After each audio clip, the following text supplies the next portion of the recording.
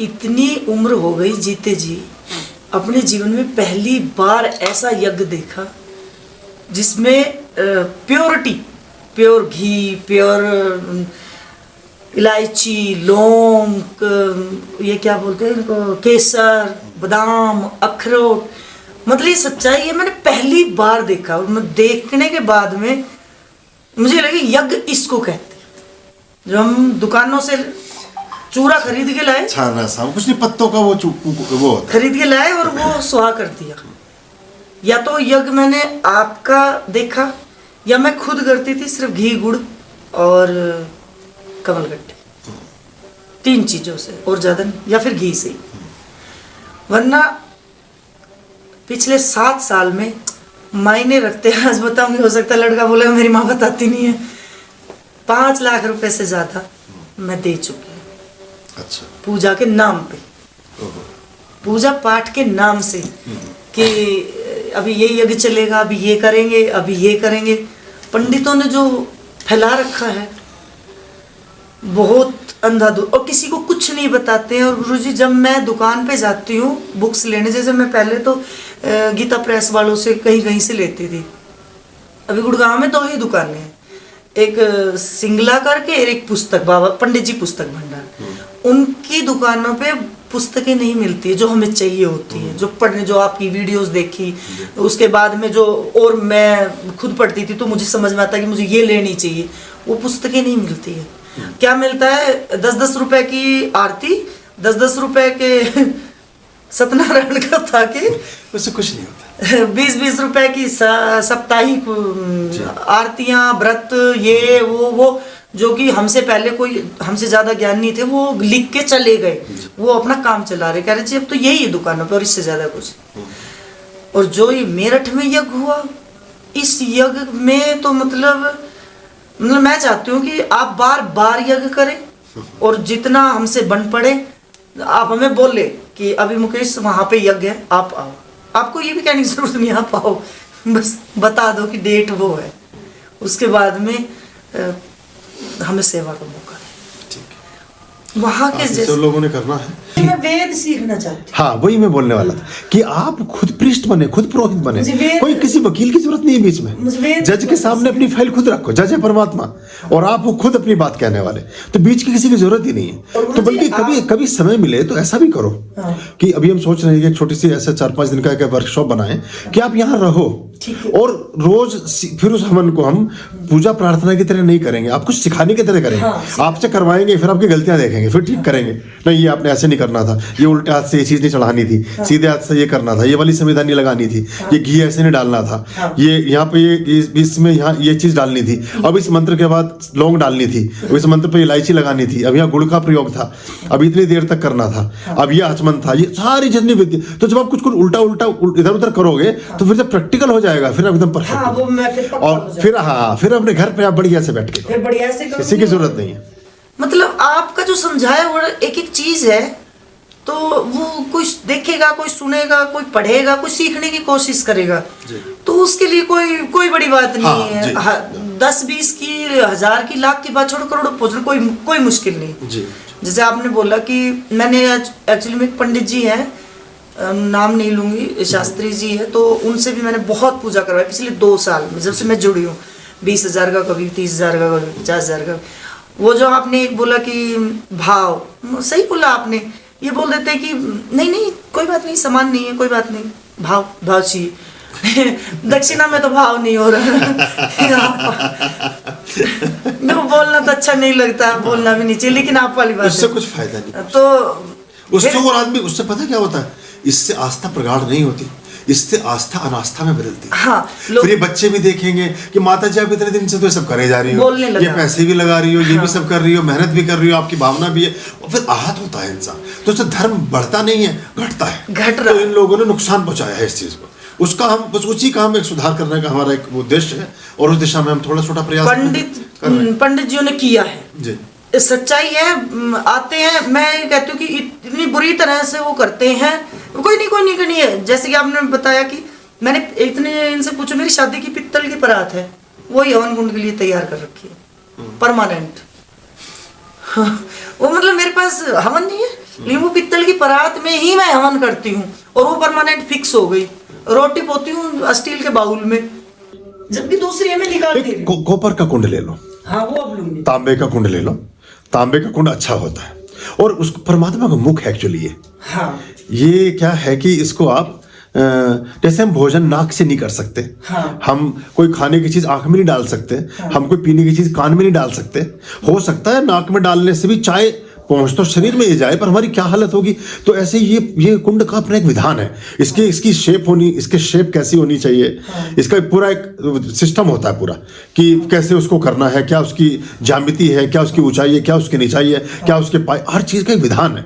फिर जब उसको उस तरह से करोगे तो आपको लाभ प्राप्त होगा। अब ऐसे ही थोड़ी कि बस की छत पे बैठ के चले जाओ जी, ये बिजली का तार लग गया तो मतलब पहुंच तो जाओगे आप, पर कुछ भी और भी हो सकता है। हरियाणा में तो तसला ले लेते हैं, तसला ले लेते हैं जिसमें गोबर घेर के आए। हाँ बस वो सबसे बड़ी पोछा, मिट्टी डाली, उससे बोले हवन हो गया, उससे खराब कुछ नहीं हो सकता। पंडित जी आएगा, आटा लेगा, उसमें बिछाएगा, ऐसे ऐसे 4 बार त्रिकोण बनाया, ना कि लक्ष्मी जी का जो वो ऐसे एक यंत्र बनता है वो भी नहीं बनाता है। अच्छा। और कहेगा चलो हो गया शुरू, आओ स्वाहा स्वाहा, किसी चीज का कोई महत्व, इसलिए वो एक्चुअली मुश्किल ही हो रही है। इससे फिर ना तो लोगों का काम होता, नहीं होते काम, और ना उन्हें उद्देश्य पूरे, क्योंकि आपने परमात्मा का तो काम किया ही नहीं, बल्कि दोष और कर लिया। कई लोगों का नुकसान भी होता है, नुकसान भी होता है। और मैंने जैसे कई बार कईयों को समझाने की कोशिश की, तो उसमें अब मैं कॉन्फिडेंसली बोलती हूँ, क्योंकि अब मेरे पास जवाब है। मैंने कहा भाई मेरे से अगर आपको सेटिस्फेक्शन नहीं हो रहा तो मैं गुरु जी का नंबर दे देती हूँ, आप उनसे बात कर लो अगर आपको लगता है कि मैं गलत बोल रही हूँ। आप बता रही थी किसी से आपकी बात हुई, उन्होंने कहा कि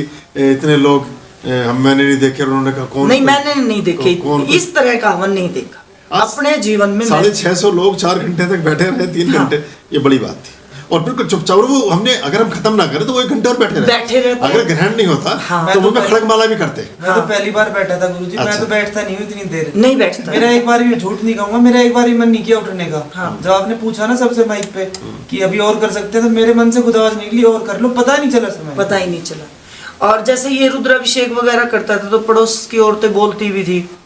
रुद्राभिषेक मैंने नमक चमक का कराया, मेरे मन में आया, मैं पिछले 3 साल से करा रही हूँ। मैं चाहती हूँ कि एक बार रुद्राभिषेक आप करें नमक चमक का, अगर आप इजाजत दे तो यहीं पे करा लेते हैं। वो मतलब जो आप फरवरी में करेंगे उसको, ठीक है। 11 पाठ ये जो रुद्राभिषेक का, ये आप एक बार रखिए। रुद्राभिषेक में एक्चुअली होता ये है कि रुद्राभिषेक विधिवत जब किया जाए तो 5-6 घंटे लग जाते हैं। हाँ। और 5-6 घंटे में उसमें ये होता है कि अभी हम एक टीम धीरे धीरे अपने कुछ शिष्यों को तैयार कर रहे हैं। अच्छा। तो थोड़ी सी उसमें हेल्प हो जाए, तो इन बच्चों को थोड़ा प्रशिक्षण दे रहे हैं। जो आपने ये यज्ञ किया है, हाँ, ये यज्ञ सोना में ऐसा ही यज्ञ होगा जी? ठीक है, ऐसा ही यज्ञ। फिर जो ये उचित डेट आती है, नहीं अभी हमारे पास जैसे उसके बाद फिर बसंत पंचमी का एक बड़ा अनुष्ठान होता है। ठीक है। उसमें कुमारी सहस्त्रनामा है, बड़ा अद्भुत है वो। हाँ। खास तौर से बच्चों के लिए तो राम, बच्चों के लिए, बड़ों के लिए भी है। अभी बल्कि मुझे बता रहे हैं वो रवि जो है IT में है, वो बोले जी मैं भी बच्चों के साथ बैठने लगा तो मेरे अपने कैरियर में बड़ा सुधार हो गया। बोले मेरा बॉस मेरे से कुछ बात ही नहीं करता और मुझे बहुत आगे बढ़ रहा हूँ मैं, वो अपनी मेरी प्रमोशन हो गया जी। पहले पता था लेकिन उन पे मोहर नहीं लगी थी जी। मतलब सुनते थे। अब हमारे जैसे मैं मूर्ख हूँ, मतलब मैं उतनी पढ़ी लिखी नहीं हूँ, तो दूसरे को हम समझा नहीं पाते। अगर तुम्हारे जितने अनपढ़ इस देश में 50% हो जाए ना तो इस देश का कल्याण हो जाए। तो जैसे तुम अनपढ़ बताती हो अपने आप को। हाँ, तो ऐसे अनपढ़ हमारे बड़े काम के हैं, हमें ज्यादा पढ़े लिखे नहीं चाहिए हमें ऐसे ही चाहिए। तो उस लेवल का ना मतलब नहीं है सच में गुरु माँ, कोई मतलब ही नहीं है। मतलब इस तरह क्या बताऊं, मतलब अभी तो उसमें 2-3 चीजें ऐसी आ गई जो दुकानदार ने ऐसी भेज दिया वगैरह, सबने तय किया कि उन चीजों को हम आश्रम से लेकर जाएंगे। एम्बर नकली दे दिया, उसमें रक्त चंदन नकली दे दिया, कई चीजें नकली। वरना ऐसा था कि अग्निदेव पूरे आपको अलग तरह के दर्शन होंगे उनके उस यज्ञ में जब आप देखेंगे, जो हमारे अभी 1 तारीख वाले को आप, और जो आपका जैसे मंत्र बोलेगा वैसे आपको प्रेजेंस महसूस होगी। मंत्र जब रुद्र के मंत्र होंगे तो आपको चारों तरफ चंदन की खुशबू महसूस देगी। तो मतलब पूरा प्रेजेंस होगी कि अब ये अब शिव आए हैं, अभी विष्णु हैं, अब ये रुद्र है, अभी इंद्र है। आपका जो बोलने का आप जो करते हो मतलब कमाल है, कमाल। आप मुझे सिखा दीजिए गुरुजी, मुझे सिखा दीजिए, जरूर सीखो आप। मतलब मेरे पास शब्द नहीं है, यहाँ बैठ के भी, फोन पे भी नहीं थे और यहाँ बैठ के भी नहीं है। मैं सिर्फ आपको सुनती हूँ और वो पढ़ती हूँ, और कुछ किताबें अगर मेरे लिए हो तो मुझे दे दीजिए, मैं पढ़ूंगी। मुझे तुम्हारे पास श्री सूक्त है? हाँ है। अच्छा, जिस दिन सुना था मैं उसी दिन गुड़गांव से, मैं एक चीज के लिए भी नहीं देखती, मेरा पेट्रोल फूकेगा मैं सीधी गाड़ी उठाती हूँ, चलो भैया। हाँ, यही वही लेके आती हूँ मैं। यही अप्रोच होनी चाहिए, तभी कुछ हो सकता है, वरना नहीं। तो जो चीजें आपने दे रखी है, ऐसा हो ही नहीं सकता उसको इंसान ना मतलब करे और उसको पैसा ना मिले और उसका काम ना चले, ऐसा हो ही नहीं सकता। जो आपने बोला कि लक्ष्मी हृदय स्तोत्र, नारायण हृदय स्तोत्र ले आई, उसकी भी 3 बुक आ गई है मेरे पास में। आपने जो यज्ञ किया था ना, उस यज्ञ का कोई मुकाबला नहीं। मुझे नहीं पता उन 600-700 लोगों को कैसा लगा, लेकिन मूक होके बैठना 600 लोग। मैं वो चीज देखने के लिए हरिद्वार में आई थी, अभी 4 दिन पहले की बात है। अच्छा। उन्होंने कुछ किया था कि मैं विद्वानों की सभा बुला रहा हूँ। वहां पे मेरी एक महापुरुष के साथ बहस भी हुई है। 10-10, 15-15 आदमियों को आप सामने बुला रहे हो, बैठा रहे हो। मैंने सोचा कि भाई देखे तो सही क्या हो रहा है, जिसमें इतना जबरदस्त तरीके से यूट्यूब पे वो डाल रखा है। उसमें कुछ नहीं था, सब अपनी एडवर्टाइज कर रहे थे। कुछ भी नहीं था, सब अपनी एडवर्टाइज कर रहे थे। फिर बोले कि भाई मेडिटेशन करो, आपको मेडिटेशन करने से सब कुछ मिल जाएगा। एक मैडम ने कहा कि 8 कॉफी डालो, स्नान करो। किसी घर में तो पाउच ही नहीं होंगे, 8 कॉफी का स्नान कहाँ से करेंगे वो लोग, सोचने की बात है। नहीं होते किसी के घर में, नहीं कुछ का कुछ सेंस नहीं, वो फालतू की चीज है। फिर उसके बाद में किसी से बात चल रही, तो मैंने वो आप वाली बात बता दी। मैंने बोल दिया ऐसा कि जब, पर डर भी लग रहा था मुझे अंदर से कि यदि इन्होंने इससे आगे सवाल कर लिया तो मैं जवाब क्या दूंगी। फिर मैंने सोचा कोई बात नहीं, गुरुजी से अभी नंबर मिलाऊंगी। मैंने कहा गुरुजी मैं फंस गई, मुझे निकालो इस जंजाल से। वो मैंने महात्मा बुद्ध वाला जो आपका सुन रखा था वो मैंने बोल दिया। मैंने कहा कि मेडिटेशन कहाँ से करें, यदि हमारे बच्चे भूखे, आप हमें ये बताओ ना कुछ उपाय। जबकि मैंने आपसे आके एक बार भी ये नहीं पूछा गुरुजी आप मुझे उपाय बताओ, उपाय आपने दे रखे, लेकिन उनसे तो मैं सवाल कर सकती हूँ ना कि समस्याएं हैं लाइफ में, तो आप हमारी समस्याओं का समाधान करो। कहते हैं जी मेडिटेशन करो। मैंने कहा जी कोर्ट केस है। जबकि मैंने आपसे ये नहीं कहा कि गुरुजी मेरे कोर्ट केस है, मुझे पता जो बता रखा है उससे कोर्ट केस खत्म हो जाएंगे। तो मैंने कहा जी कोर्ट केस है। कह रहे हैं ये समस्याएं तो जिंदगी में चलती रहती है, समाधान बता दो। समाधान तो ये मेडिटेशन करो। बच्चे भूखे बैठे मेडिटेशन कैसे करूं? मैंने कहा एक लड़का है मेरा, वो इंतजार करता है, मैं सब्जी बेचती हूँ, मैं मेडिटेशन, मुझे तो मेडिटेशन में धनिया जीरा हल्दी ये दिखेगा, मैं कहाँ से कर लूँगी बताओ। उसमें वो महाराज सी बोले नहीं। हाँ बताइए, आप भी बताइए। जी मैं भी वहाँ गया था। अच्छा, धीरे धीरे खुल रहे ग्रुप से जुड़ रहे नहीं, गया था मैं भी थोड़ा सा जैसे पूजा पाठ में ध्यान कर रहे हैं, तो वहाँ बताया गया कि भाई ऐसे ऐसे विद्वान आएंगे, भाई हम भी अपने हस्तरेखा विशेषज्ञ के फेस रीडिंग वो आएंगे, तो हम उनको बताएंगे, हम उनसे पूछेंगे कि हमारी समस्या का समाधान कैसे हो सकता है। समस्याएं तो रहती रही, उसका समाधान कैसे होगा। तो इतने ग्रुप में एडमिन है, तो कोई तो बताएगा ही, किसी से पूछा भी है। तो वहाँ जाके हमने बात की, वहाँ देख रहे जो ग्रुप एडमिन है और जो मंच पे बैठाए रखे विद्वान, ग्रुप एडमिन की खुद समस्या है। हम जिसके पास आपके पास समस्या लेके आ रहे हैं भाई हमारी समस्या का समाधान कैसे होगा, आप अपने गुरु जी से पूछ रहे हो, फिर आपको खुद समस्या है तो आप खुद हम क्या समाधान करोगे, हमारा क्या समाधान होगा। और मैं ऐसे देखा गुरुजी, एस्ट्रोलॉजर है, हमें तो दूर की बात है, अच्छा कोई एस्ट्रोलॉजर थोड़ा सा उनसे थोड़ा जैसे एक अपर होता है थोड़ा डाउन होता है, वो खुद भाग रहा है उसकी तरफ, छूटते ही मन से कह रहा है जरा मेरा हाथ देख, मेरा हाथ देख। हाँ जी, भाग हंसी आई। तो वो चीज लगी, हम अपनी समस्या लेके आए, वो अपनी समस्या फिर लेके। मैंने बोला मेरे को आप ये नहीं बोल सकते कि कितने अंक देखे। अच्छा, very good। आप ये पूछिए कि आपने कितनी बार देखे। अच्छा, एक अंक मैंने बोला, लाइव भी देखा होगा। मैंने बोला कि मैं हाँ लाइव तो मैं हमेशा रहती हूँ उसमें। हाँ गुरुजी मैं हमेशा रहती हूँ, हनी के नाम से आता है। अच्छा। 9:45 बजे बैठ जाती है, सब काम छोड़ देती है। मैं तो गुरुजी आने वाले, टाइप करना नहीं आता, कहते ये लिख जाए गुरुदेव लिख, गुरुजी को प्रणाम कर। मेरा काम छुड़वा के तो पहले ये कर लूंगा, अपने से भी कर। और अब मैं इनको भी जोड़ूंगी। पर उसमें तुम्हारे भी प्रश्नों के उत्तर है। हाँ। वो ऐसा ना सोचो कि इनके मतलब की बात है। नहीं गुरुजी मैं खुद तुम्हें जिस दिन उसका रस पैदा हो गया तुम भी छोड़ दोगे ऐसे ही काम। वो मुझे पता नहीं क्या चीज है वो मतलब आपके हर प्रॉब्लम का सलूशन है, आपको जवाब मिल रहा है आपको। मैंने इससे फिर एक बात पूछी, मैंने कहा भाई एक बात बता, जो मैं करने लगी हूँ अभी सुन के देख के, भाई पहले भी दिया जागृत कर रखा था, ऐसा नहीं गुरुजी नहीं कर, लेकिन इस साइड में क्या होना।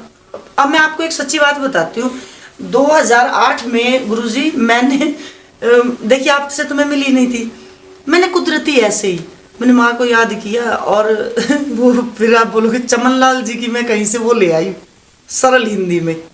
तो मुझे अभी आपसे मिलने से पहले तक, आपकी वीडियो देखने से पहले तक ये लग रहा था कि वो इफेक्ट उस चमनलाल जी की उससे आया था, लेकिन अब मैं क्लियर हूँ चमनलाल जी की बुक से इफेक्ट नहीं आया था, वो इफेक्ट आया था, इसको सुन लेना कौन है, वो इफेक्ट आया था जो आपने दिए बताए हैं ना, इधर घी इधर तेल, वो 9 दिन तक जागृत किए थे और दिन में 3 टाइम में पूजा करती थी।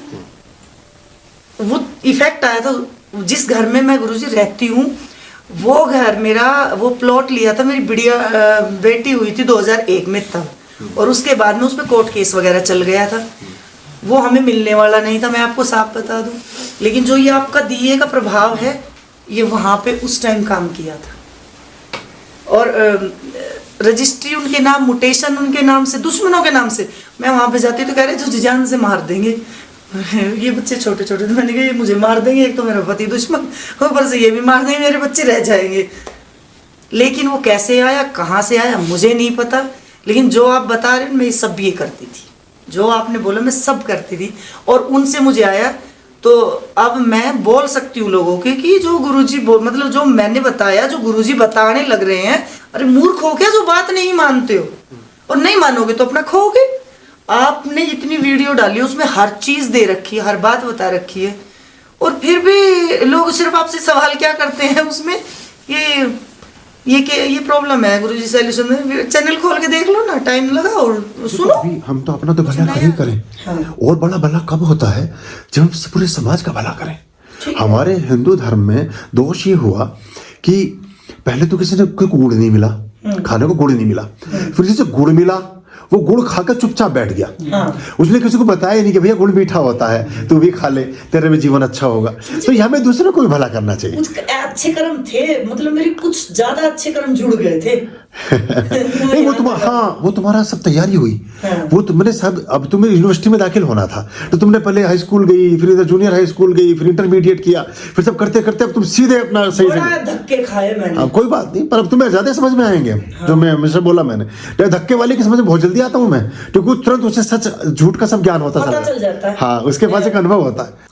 इससे है ना, इससे ये लाभ हो रहा है। बीच में लोग सवाल करते हैं, मैं तो सवाल करती नहीं क्योंकि मुझे आता नहीं सवाल करना, तो मुझे जवाब मिल जाता है। जब वो कुछ पूछते हैं मैं आपकी बातों को सुन के इग्नोर नहीं करती। दूसरी बात, जो आप बोलते हो वो अभी तक मैंने कॉपी पेन में थोड़ा बहुत कुछ हाँ, एक चीज मैंने और लिखी है आपकी, ये शनि और सूर्य का जो ग्रुप आपने बताया ना जी, ये मैंने पूछो तुम लोग बता रखा है कि नहीं बताया। आर्यं शरणं शुभमस्तु, संभव करणं अरमस्तु।